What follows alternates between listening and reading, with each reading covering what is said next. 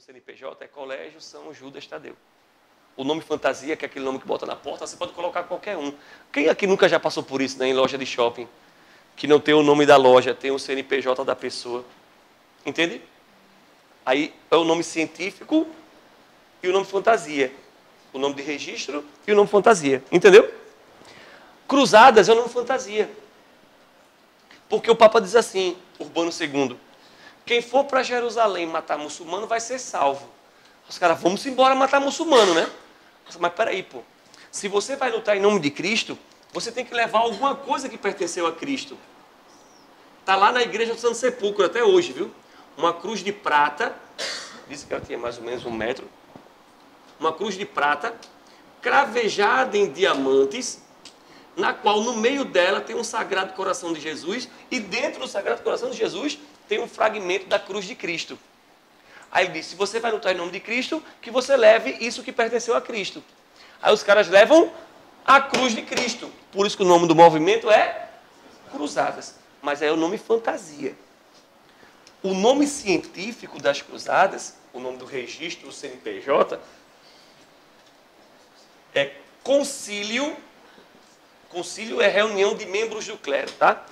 Concílio de Clermont. Eu nunca vi, viu? Mas às vezes cai uma questão assim, sobre o concílio de Clermont. Está falando de quem? Cruzadas. Beleza? O nome real das cruzadas é Concílio de Clermont. Quem foi que organizou isso? O Papa Urbano II. Tranquilo? Movimento cristão para reaver a Terra Santa. Tem uma imagenzinha aí, né, meio ruim de ver e tal. A minha está pior ainda. Mas diz assim, a respeito das cruzadas, assinale a alternativa a seguir. Os árabes conquistaram Jerusalém em 638, construindo um dos seus locais mais sagrados, a mesquita do Monte do Templo. Nos séculos seguintes, muçulmanos, cristãos e judeus conviveram em razoável harmonia, situação alterada em 1071, quando os turcos, muçulmanos não árabes, tornaram a cidade e massacraram cristãos e judeus, considerando esse o fato como uma das causas imediatas para as cruzadas. Meu povo, o processo é inverso, tá? Quem vai invadir Jerusalém, vai matar todo mundo que vive lá dentro, são os cristãos. Isso gerando até um ódio por parte de judeus, por ortodoxos. Beleza? É o inverso, é falso. 2. As cruzadas foram um movimento bastante impopular entre os camponeses e outros indivíduos pobres da Europa. Eu vou parar. Não pode ser. Ela é extremamente popular. Beleza? Todo mundo vai participar. As pessoas eram obrigadas a juntar-se aos exércitos, abandonando suas famílias e correndo o risco que suas terras fossem tomadas pelos nobres.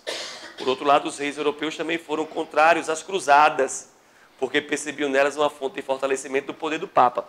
É falso. Essa parte que diz assim, os reis europeus também foram contrários às cruzadas. Destacou isso aí para mim? Puxa assim para o lado uma setinha, escreve Terceira Cruzada. Escreve assim do lado, onde tem essa parte que diz assim, os reis europeus também foram contrários às cruzadas. Achou? Puxa a setinha para o lado e bota assim, Terceira Cruzada. Achou? É na segunda proposição. Aqui. Não. Aí, achou? Os reis. Puxa assim uma setinha para o lado e escreve Terceira Cruzada. O nome dessa cruzada é Cruzada dos Reis. Coloca entre parênteses. Cruzada dos Reis. Quem são os reis que vão para essa cruzada aí, hein? Da França, Felipe Augusto. Da Inglaterra, Ricardo Plantageneta, que por conta dessa guerra vai receber o nome de Ricardo Coração de Leão. Bravo guerreiro nas cruzadas. E o outro, Frederico Barbarroxa. Na realidade, eu odeio quando você aportuguesa os nomes. Mesmo puto com isso. Por exemplo, como é o nome do cara que iniciou a reforma protestante? Primeiro nome dele? Martinho, não, meu filho. Mas é assim que vai estar nos livros, Martinho Lutero. Tu acha que a mãe do cara nasceu na Prússia, botou o nome dele Martinho Lutero? O nome do cara é Martinho Lutero. Aí vem um animal num livro e vai, Martinho Lutero. É como aquele cara que quando ele morre inicia a Primeira Guerra Mundial. O arquiduque austro-húngaro, chamado Francisco Ferdinando. Tu acha mesmo que um arquiduque austro-húngaro tinha nome de ator de novela mexicana? Francisco Ferdinando. O nome é Francis Ferdinand. Aí o cara vem a portuguesa, que dá ódio isso, velho. Sabia quando a portuguesa o nome? É a mesma coisa quando você fala da figura de Frederico Barba Roxa. Não é, alguém já viu Barba Roxa? É Frederico Barba Roja, que em espanhol é vermelho. Deveria ser Frederico Barba Vermelha ou Barba Ruiva, mas aí ia aparecer com pirata da perna de pau, saca? Aí ficou Frederico Barba Roxa. E de roxa não tem nada. Era vermelho. Beleza? Isso não serve de nada, isso não é útil para nada, é só para tirar onda mesmo. Tá? E a terceira diz assim: as cruzadas, embora não tenham alcançado seu objetivo principal, a conquista da Terra Santa, trouxeram consideráveis consequências para a Europa. As cidades comerciais italianas alcançaram uma grande riqueza, transportando cruzados e peregrinos para a Palestina. A Igreja Católica também se fortaleceu, pois utilizou os cruzados para combater as heresias dentro da Europa. Verdadeiríssimo, letra A de amor.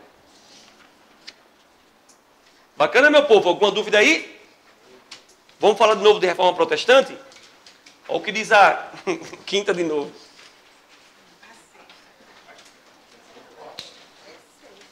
Não, tem uma quinta meio apertadinha aí, tem uma quinta meio que com uma outra fonte meio estranha, não é? Passa a página aí, por favor.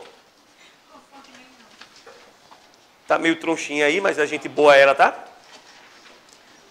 As reformas protestantes do início do século XVI, entre outros fatores, reagiram contra a venda de indulgências e a autoridade do Papa, líder supremo da Igreja Católica. Marca para mim, letra A.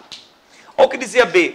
A valorização pela Igreja das atividades mercantis, do lucro e da ascensão da burguesia. Meu irmão, totalmente falso. A Igreja Católica condenava o lucro, sabia? Sabe qual é o nome disso, de condenação ao lucro? Usura. Algumas pessoas pensam que usura é sorte, né? Olha que usurento. Usura é lucro. É aquele cara ganancioso. É usura, vai para o inferno. Desde que o mundo é mundo, e é engraçado isso, porque as igrejas, em especial a protestante também, subvertem alguns conceitos, né? Por exemplo, o que é o dízimo? O cara pensa que é 10% do que o cara recebe, né? Segundo o princípio cristão, o dízimo é 10% do que te sobra. Se você recebeu R$1.000, pagou os pregos, sobrou 10, vai dar R$1 para a igreja. Não é 10% do que você tem. Já imaginou do que você tem, 10%? O cara ia ficar devendo. Olha, seu pai, anota aí que no próximo mês eu pago. Você entende? Mas realmente a igreja vai acabar subvertendo isso, sabe? Naquela época era 10% do que te sobra. E como é uma época que a expansão comercial está começando, né? O comércio está ganhando força, a Bíblia usa outro conceito que diz assim: comerás teu pão do teu próprio suor. Então assim, se tu está emprestando dinheiro a juros, tu está fazendo com que o cara trabalhe mais para poder pagar a dívida. Então tu está comendo pão com o suor do outro, o que é condenável. Vai para o inferno. Entendeu? E se o cara trabalha mais para pagar a dívida, vai sobrar alguma coisa para ele? E quanto é 10% de nada? É o que ele vai dar para a igreja. Nada. Por isso que a igreja condenava o lucro, a usura. Aí vai vir um cara chamado João Calvino. Quer colocar o nome dele aí? Calvino. Vai criar uma teoria chamada de calvinista. Beleza? Calvino diz assim: não. Não é o céu, não é o lucro que vai mandar você para o céu ou para o inferno, não. Até porque as pessoas já nascem predestinadas a ser salvas e outras não. A predestinação absoluta. as pessoas já nascem predestinadas a ser salvas e outras não. E é Calvino, é. Ô Calvino, e eu? Vou pro céu, vou pro inferno? Aí depende, meu filho. Depende de quê? Você trabalha? Trabalho. Então, quem trabalha vai pro céu. Quem faz nada, o ócio leva ao inferno. Aí a burguesia pensa, qual é o trabalho da burguesia? Comércio. E o comércio traz o quê? Lucro. Aí a burguesia pensa, quanto mais lucro, mais eu vou para o céu. Por isso que toda a burguesia europeia torna-se calvinista. Mas entenda, a teoria de Calvino é a salvação pelo trabalho. Beleza? Questões de história geralmente dizem que trabalho é lucro. Max Weber escreveu um livro, porra, chamado A Ética Protestante e a Expansão do Capitalismo. Entenda a teoria do cara. Ele só consegue perceber que o capitalismo cresce por conta de Calvino, porque se não fosse Calvino não crescia. Sabe por quê? Porque é todo mundo para o inferno. Entendeu? Toda a burguesia europeia vira calvinista. Toda. Todo comerciante europeu vira calvinista. E olha aqui, ó. Se o cara é calvinista na Inglaterra, ele tem um nome. Se ele é calvinista na França, ele tem outro nome. Se ele é na Holanda, ele tem outro nome. E se ele é na Escócia, ele tem um outro nome. Dependendo do país que você esteja, você tem um nome diferente para ser calvinista. Quer um exemplo? Na Inglaterra, os calvinistas são chamados de puritanos. A igreja puritana.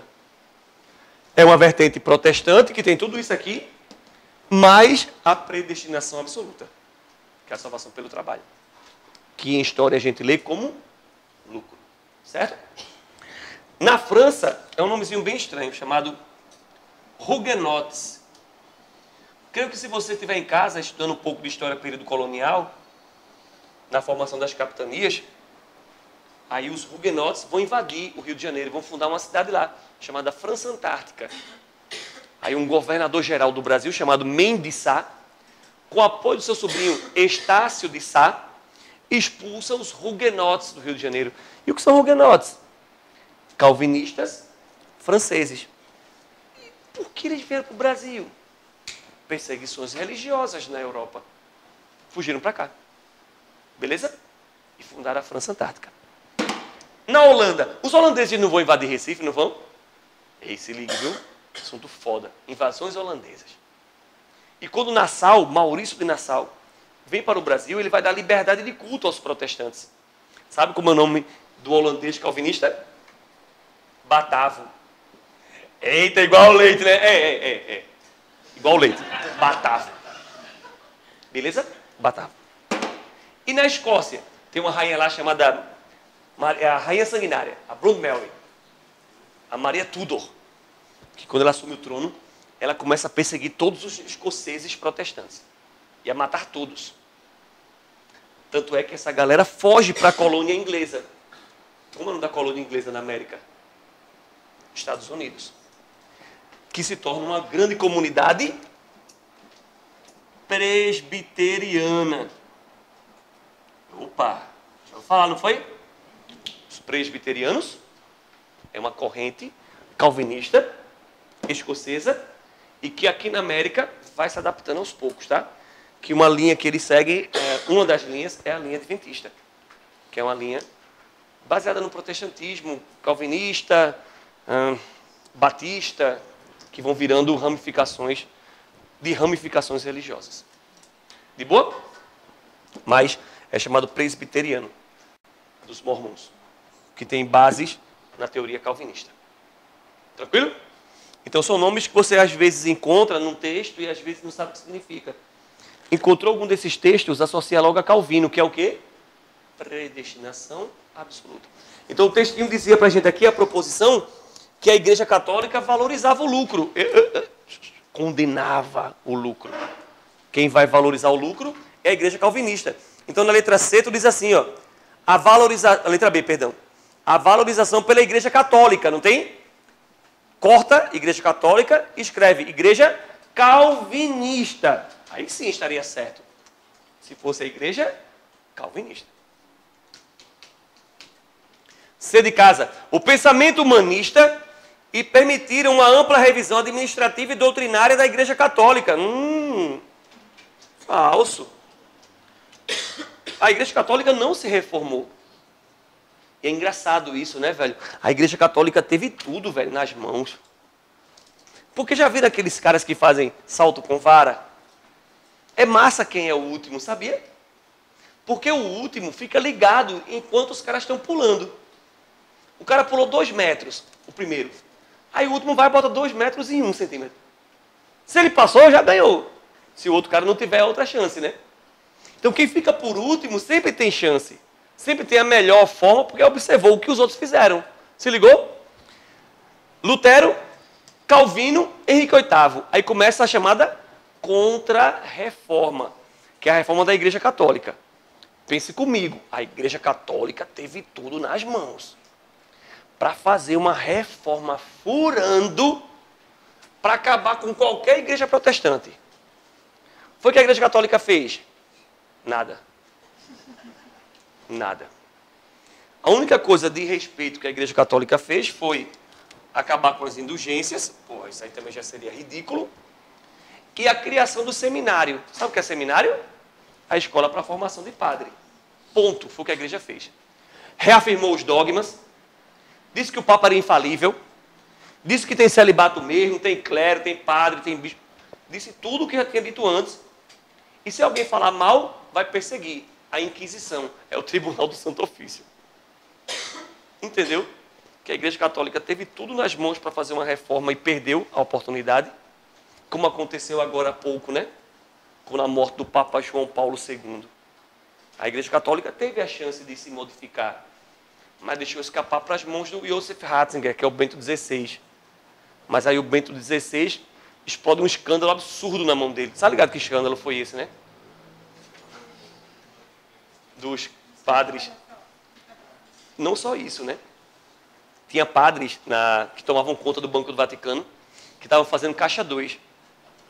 Roubando dinheiro do Banco do Vaticano. Sabe para quê?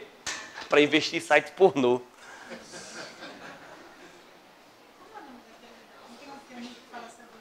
Tem, velho. Esqueci o nome. Depois me lembro o nome disso. E aí, depois desse episódio... Aí depois disso, aí vem a renúncia do Papa, né? Que é a primeira vez na história um Papa renuncia. Então já fica aquele negócio, né? Não estou reclamando porque o Papa Francisco é um cara linha bacana, né? Porque, lembre, a Igreja Católica tem quase mais de 2000 anos, quase, e é a primeira vez que você tem um Papa franciscano, que é impensável, né? Para qualquer outro.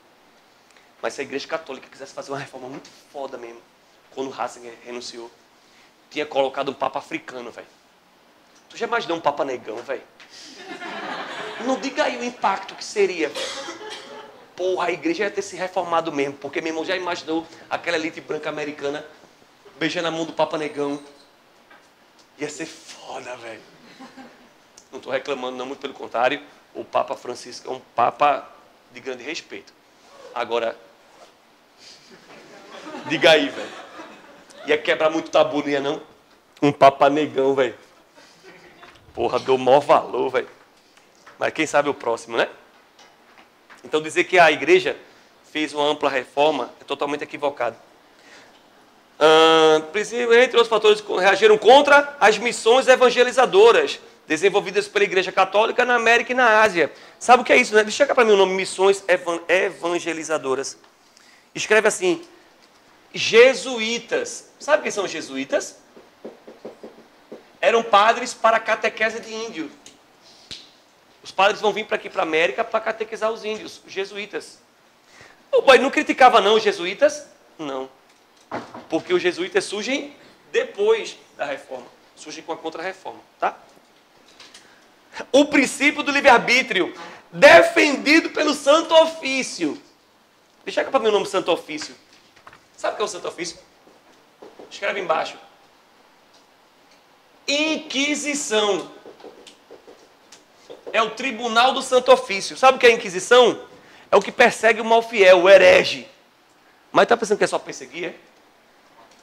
É perseguir e torturar. Entenda que o objetivo não é matar, é torturar.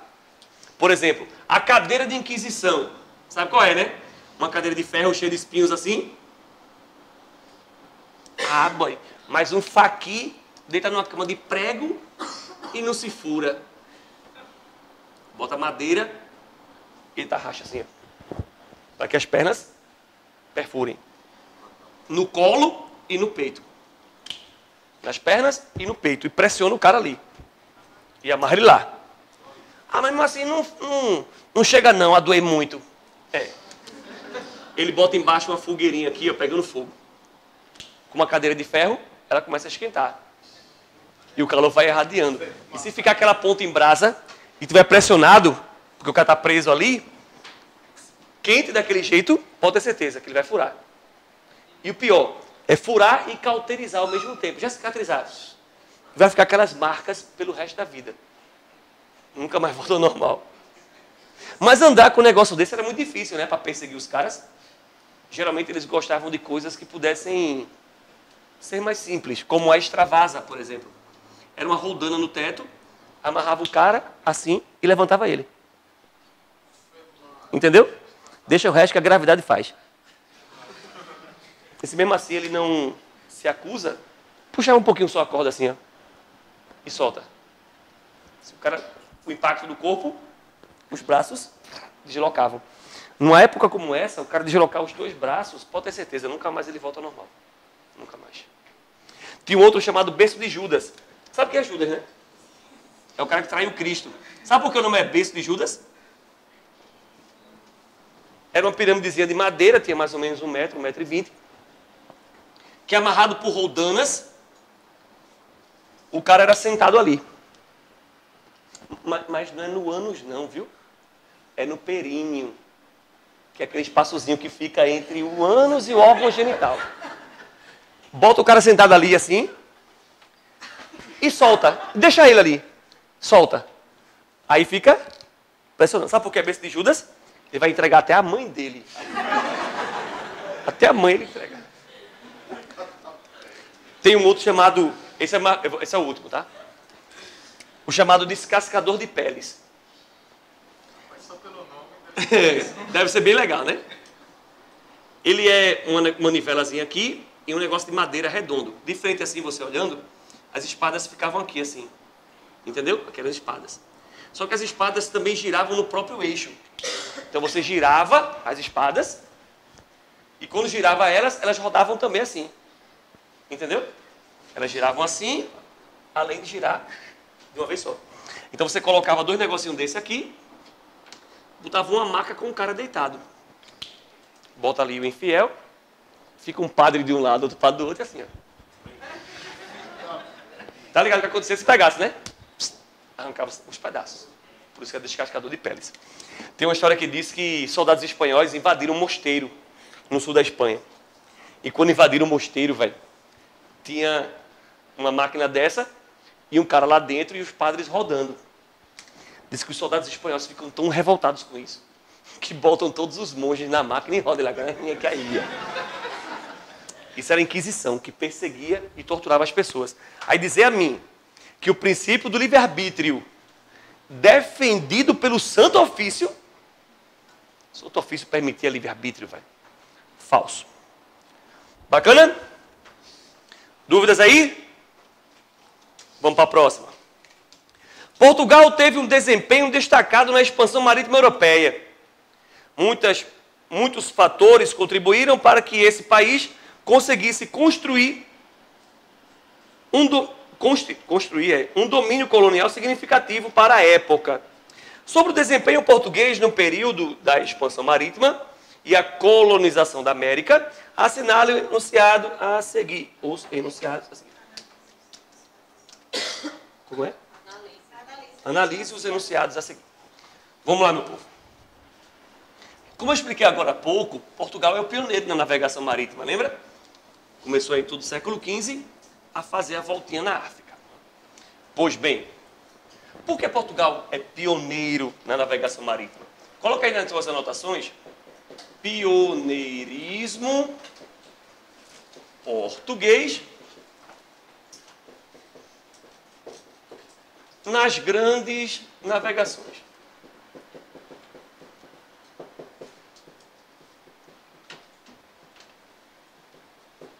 Por que Portugal é pioneiro na navegação marítima? Que razões fizeram com que Portugal se tornasse, né, essa grande potência naval? Vamos enumerar aqui essas razões. Por exemplo, a primeira característica que torna Portugal a grande pioneira na expansão marítima é porque Portugal é o primeiro estado centralizado da Europa. Sabe desde quando? Desde 1139, Portugal já existia. E olha que estranho. Enquanto os outros países da Europa, como França e Inglaterra, só surgem em 1453, Portugal fazia 300 anos que já era centralizado.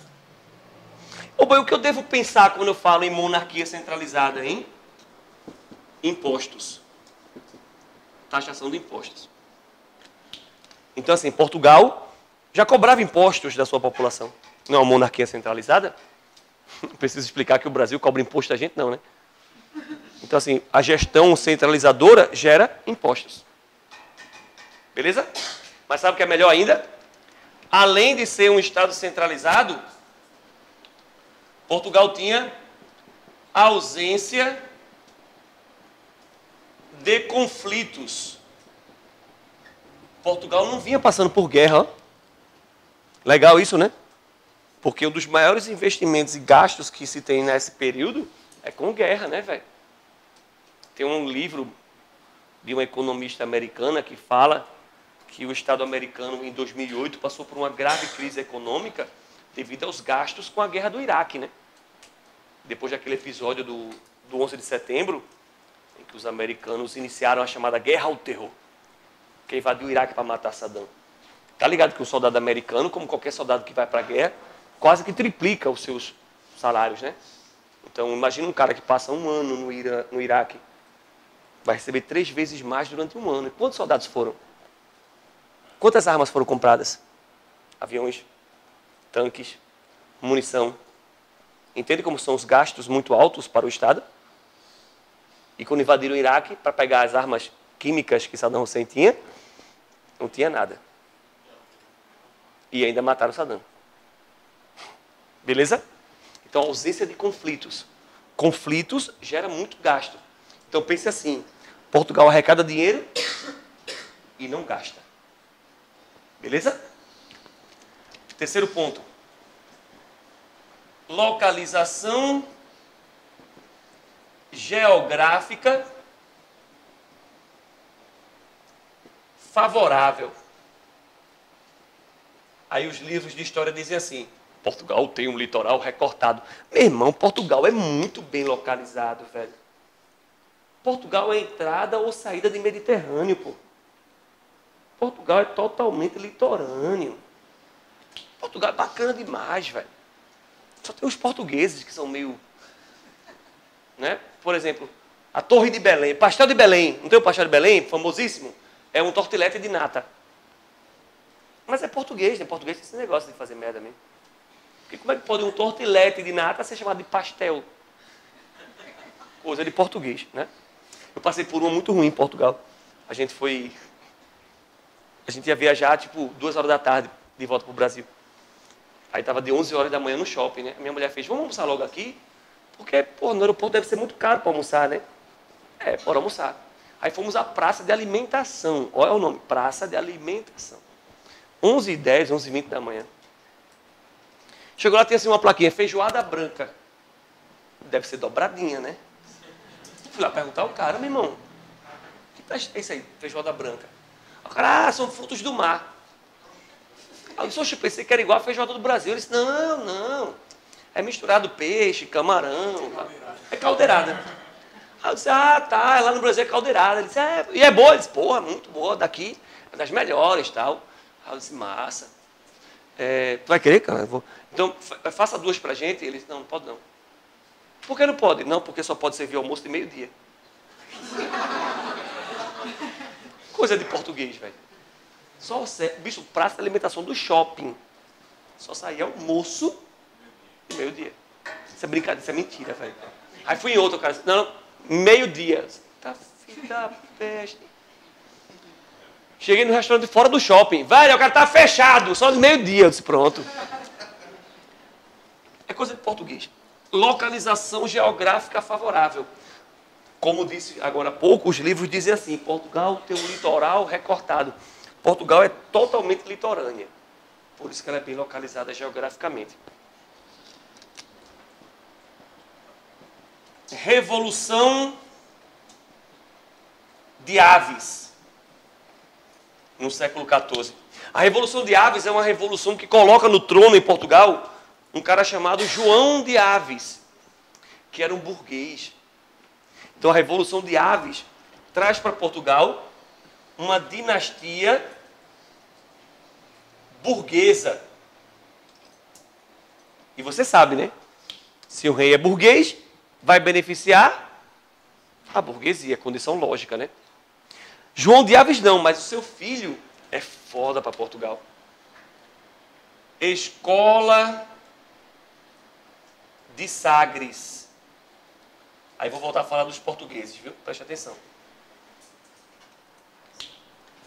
A escola de Sagres não chega a ser uma escola propriamente dita, tá? Como a gente tem aqui. Você senta aí e tem educação formal, tá? Não necessariamente seja uma escola.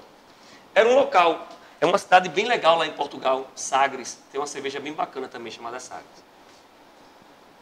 Sagres é uma cidade litorânea, na qual o rei, o filho de João de Aves, chamado um infante Dom Henrique. Aí tá errado de novo. Coisa de português. Porque infante é de infantaria, é exército. Devia ser o almirante Dom Henrique. Mas como é de Portugal, a gente releva. O infante Dom Henrique é ele que constrói a escola de Sagres. Ele vai chegar em Sagres e vai fazer um investimento altíssimo. Sabe em quê? Estaleiros. Sabe o que é estaleiro, né? Aqueles galpões para construção de navios. Então, se o cara estava na época da crise do feudalismo, ele está fugindo do campo, querendo ir para a cidade, ele ia para Sagres, porque ele ia ter um emprego. Porque ele ia aprender a construir um navio, ia conhecer o que é proa, o que é polpa, ia saber levantar, hastear uma vela, a mexer numa bússola, no astrolábio, no esquadrante. Então, o cara ia para Sagres e tinha um conhecimento das artes náuticas. Bota assim, ó. Estudos, das artes náuticas. Então entenda, Portugal tinha tudo e ainda tinha mão de obra qualificada. Porque tinha mão de obra com condições de saber navegar. Entendeu? Porque Portugal é pioneiro na navegação marítima, porque tinha grana, não gastava, estava bem localizado, tinha um rei burguês e tinha mão de obra qualificada para navegação. Por isso que Portugal é pioneiro na expansão marítima. Se ligou que Portugal foi a maior potência do mundo? Sabe por que Portugal não fica como a maior potência do mundo? Porque português é burro. É cheio de acordos desastrosos. Portugal só troca os pés pelas mãos, velho. Portugal só troca os pés pelas mãos. Por isso que Portugal perde, né, a oportunidade de ser a maior potência do mundo. Vamos tentar entender aqui? Analise os enunciados a seguir. A Revolução de Aves conseguiu firmar o poder da burguesia portuguesa, com a exclusão total da nobreza dos núcleos de poder. Velho, é forçar demais a amizade dizer que você expulsa a nobreza, não é? Não é, velho. Total. Toda questão que diz assim, somente ou apenas, toma cuidado, porque provavelmente é um erro. Generalizar. Toda generalização é burra. Toma cuidado com isso, tá? Vamos para lá? Falsa. Não vou excluir totalmente, tá? Falso. Eita, deixa eu só explicar mais uma vez. Lá em Lisboa tem um monumento chamado Monumento ao Descobrimento. Geralmente você vai encontrar ele em livros. A Torre de Belém é de onde partiam os navios que vinham para a América e para a África. Ele fica às margens do rio Tejo, que é um rio bem grande que dá acesso ao centro de Lisboa. Tá? É ali da Torre de Belém que tem o Pastel de Belém, porque é um bairro. Tá? Do lado da Torre de Belém tem o chamado Memorial do Descobrimento. Ele tem o formato de uma caravela. Assim. Velho, é muito alto no seu tamanho. É muito alto. Então, assim, na Torre de Belém, quando você olha, você vê esse monumento, que parece uma caravela. E aqui, ó, bem grande também, tem a estátua de todos os navegadores portugueses. Bartolomeu Dias, Vasco da Gama, Cabral. E na ponta, segurando um barquinho assim, ó, tá um infante Dom Henrique. Esse negócio foi construído em homenagem, se eu não me engano, aos 600 anos do infante Dom Henrique. E que de frente para ele, já foram no Recife Antigo, lá em Recife? Não no carnaval, tá? No dia que não tenha carnaval. Porque você tem que ver o chão do Marco Zero. Lá no Marco Zero tem uma Rosa dos Ventos, tem um mapa mundo e pronto. Tem um igualzinho assim. E com a data de todas as conquistas portuguesas. Então isso aqui é o Memorial para o Descobrimento, que é um memorial feito em nome do infante Dom Henrique, que é o homem mais importante da Marinha Portuguesa. Disse em Portugal que ele é o pai da Marinha Portuguesa. Beleza? O grande responsável pela expansão marítima. Na viagem de Bartolomeu Dias, foi descoberta a passagem para as Índias, um importante passo para a expansão do poderio português. Marca aí, verdadeiro? O Cabo das Tormentas, rebatizado com o nome de Cabo da Boa Esperança. Tranquilo? Eu sei que vocês não têm essas taras e tal, mas pega o Google Earth, aquele Google que você tem imagem em tempo real. Bota uma imagem, bota o Google para olhar o Cabo das Tormentas. Quando você chega do lado do Atlântico, velho, é muito revolto, meu irmão. Onda pra cacete. Agora, depois que você passa, que você está do lado do Índico, é como alguns marinheiros chamam de mar de marinheiro, que é aquele que não precisa de capitão. O barco vai por si só, parece uma piscina, velho. O mar nem se mexe. O Oceano Índico, ele é muito calmo. Então, imagina, né? O cara vinha num barco, caos da porra, um mar extremamente revolto. Quando o cara passa, pega a calmaria. Por isso que Bartolomeu rebatiza como Cabo da Boa Esperança, já que antes era só Cabo das Tormentas, porque só via mar revolto de um lado. Tranquilo? Vamos para a terceira. A formação do Reino de Portugal contribuiu para o fortalecimento da figura do rei, apesar da descentralização política. Centralização. Que lembrava o feudalismo francês, ainda meteu uma parada totalmente errada aqui. Os lucros obtidos com a viagem de Vasco da Gama garantiram suporte a Portugal para outras aventuras na navegação, inclusive para a viagem de Pedro Álvares Cabral. Pode marcar? Verdadeiro. Estima-se que os portugueses chegavam a ter lucros de quase 6.000%. Ele comete uma gafe, né? Ele diz assim, caraca, o cara comprava um saquinho de pimenta lá nas Índias por R$1 e vendia por 6.001. Não. Saindo de Portugal, tu encontra Cabo Verde, fala português. Angola, português. Moçambique, português. Índias. Se ligou? Quando eu voltar, eu vou explorar toda essa região.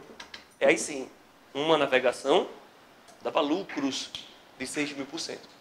Não especificamente as especiarias que você trazia das Índias. Então, realmente era muito lucrativo. Só que tem um monte de erro histórico aí, tá? Contar algumas mentiras que a tiazinha da escola contou para vocês, que você não pode mais acreditar na tiazinha da escola. E o pior, viu? Quem foi minha tia na escola foi minha mãe. Porra, velho, fico puto com ela, digo isso direto a ela. Minha mãe inventava muita mentira pra gente, velho. Que podia jogar videogame, que queimava a televisão. Saca? Menino, não assiste a televisão em cima não, que tu vai ter problema de vista. Vai ficar cego, porque assiste muito em cima da televisão, não é? Ah, aquela clássica. Chupar manga e tomar leite. É, o suco suicida, né? Me dê um manga com leite aí, que hoje eu vou morrer. América. Tá aqui, ó. Bem bacana. Beleza? Tá bem bonita mesmo. Do outro lado, África e Europa. Certo? Território africano, mais abaixo um pouquinho. Território africano, tal. Bacana. Aqui está Portugal. Certo? Quando os portugueses, porque aqui, ó, 1488, como eu disse a vocês, lá no Cabo das Tormentas, né? Quando os portugueses chegam aqui, Colombo pira. Colombo vai dizer, meu irmão, vai dar merda, os caras vão chegar logo às Índias, é melhor a gente navegando reto. Detrai, Esdras, eram filósofos medievais que tinham calculado a circunferência da Terra. Ele percebia que os barcos sumiam e voltavam no horizonte. A Terra era redonda. Ele percebia pelo eclipse da Lua que o Sol refletia na Lua a Terra. Entende? Porra, a Terra é redonda, olha ali, ó, na Lua. Percebia-se isso, que a Terra era redonda. Não tinha-se fatos concretos que pudessem comprovar. Aí ele diz, velho, vamos navegar reto. Se a gente navegar reto, pelos cálculos que os caras tinham feito, o mar teria 3 semanas, 2 semanas no máximo, 3 semanas no máximo, 4 semanas, você chegaria do outro lado. Se você fosse navegando reto, você iria e faria a volta nas Índias. Era mais rápido do que passar um ano. Era um ano que você levava para fazer a volta na África. Sair de Portugal, ir lá e voltar, era um ano. Aí ele dizia, se a gente for por aqui, vai ser 6 semanas. 4 no máximo, se for no verão, com vento bom. E fica aquele negócio, vai, não vai, vai, não vai, vai, não vai. Aí Isabel de Castela, que era a rainha da Espanha, vai lá e banca o processo. Aí ele vai navegando reto.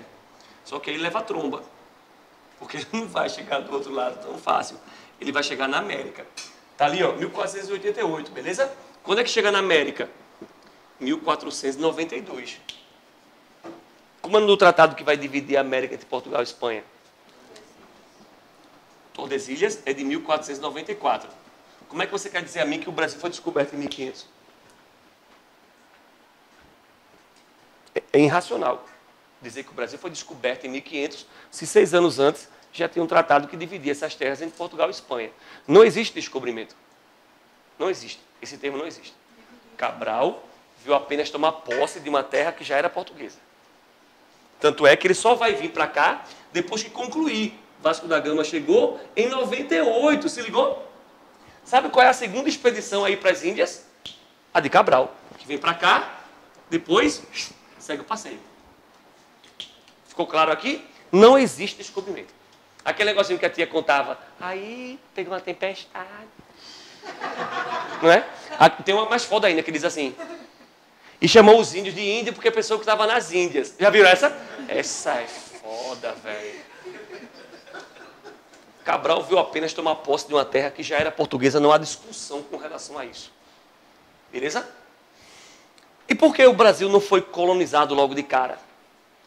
Não foi porque 6.000% de lucro era muito melhor do que ficar no Brasil brincando de macaco e arara com um monte de inditanga brincando de arco e flecha.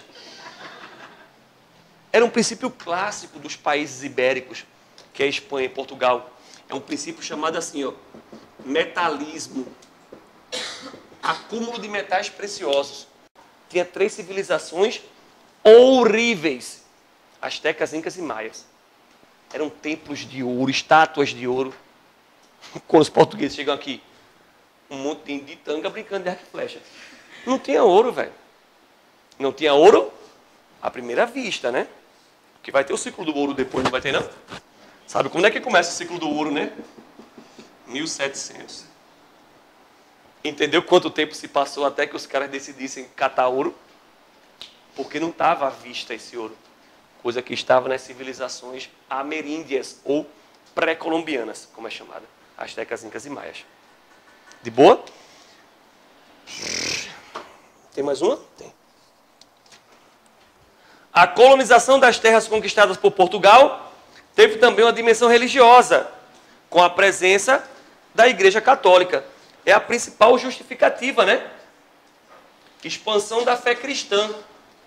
As navegações marítimas têm esse intuito. Expandir a fé cristã.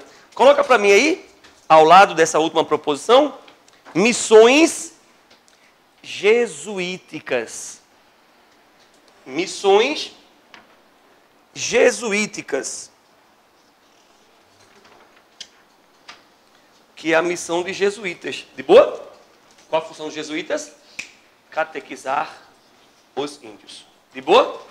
Meu povo, como só faltam aí basicamente 6 minutos e a gente tinha que fazer mais uma questão que não teríamos também mais tanto tempo, concluiremos por aqui. De boa? Dúvidas? Qualquer coisa, estaremos às ordens.